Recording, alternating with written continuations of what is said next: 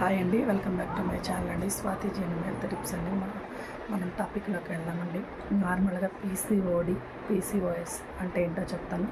PCOD polycystic ovarian diseases, PCOS polycystic ovarian system, ఈ రెండు ఉంటాయండి. పీసీఓడి, పీసీఎస్ మెయిన్గా గర్ల్స్కి సంబంధించినదండి. లేడీస్కి వస్తుందండి.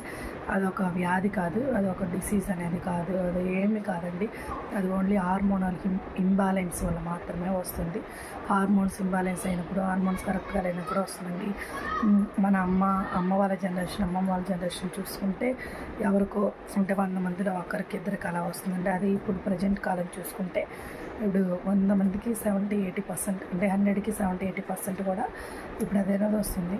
అది ప్రాబ్లమా అంటే అది ప్రాబ్లమే. అంటే దానివల్ల కష్టం హెవీగా అయితే ఉండదు. కాకపోతే దానివల్ల వెయిట్ బాగా పెరిగిపోవడం దానివల్ల విపరీతంగా బాడీలో చేంజెస్ రావడం అనేది జరుగుతుంది. నెక్ దగ్గర ఇక్కడ నెక్ ఏరియాలో మొత్తం బ్లాక్గా అయిపోవడం అనేది కూడా జరుగుతుందండి. చూసుకోండి. ఇంకోటి పిగ్మెంటేషన్ బాగా పెరిగిపోతుంది ఫేస్లో, నెక్ సైడ్లో అలా పెరిగిపోతుందండి. మీరు కొంచెం జాగ్రత్తగా చూసుకోండి. ఇంకోటి ఏంటంటే పీరియడ్స్ ఇర్రెగ్యులర్గా వస్తాయండి. రెగ్యులర్గా అయితే రావండి. పీరియడ్స్ ఇర్రెగ్యులర్గా వస్తాయి, రెగ్యులర్గా రావు.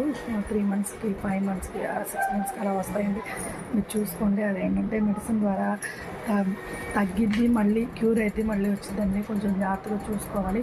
అదేంటంటే కంటిన్యూగా ఎక్సర్సైజు, డైట్ ఇలాంటివి చేయడం వల్ల కూడా ఎక్కువ శాతం వచ్చిందండి.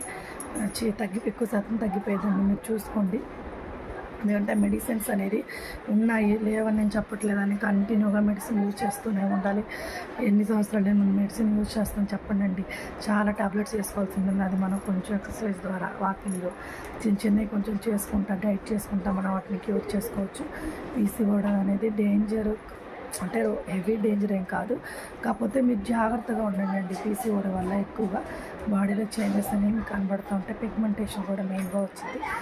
మీరు చూసుకోండి. ఇంకోటి ఏంటంటే పీసీఓఎస్ ఇప్పుడు చాలామందికి వస్తుంది. ఇది అవుట్ సైడ్ ఫుడ్ వల్ల, కేవలం అవుట్ సైడ్ ఫుడ్, ఇవి ఫాస్ట్ ఫుడ్స్, నూడిల్స్, ఫ్రైడ్ రైస్లు, చికెన్ బిర్యానీలు, ఇంకా బాగా డీప్ ఫ్రైలు, ఆయిల్ ఫ్రైలు ఇలాంటి వాటి వల్ల ఎక్కువగా వస్తాయండి.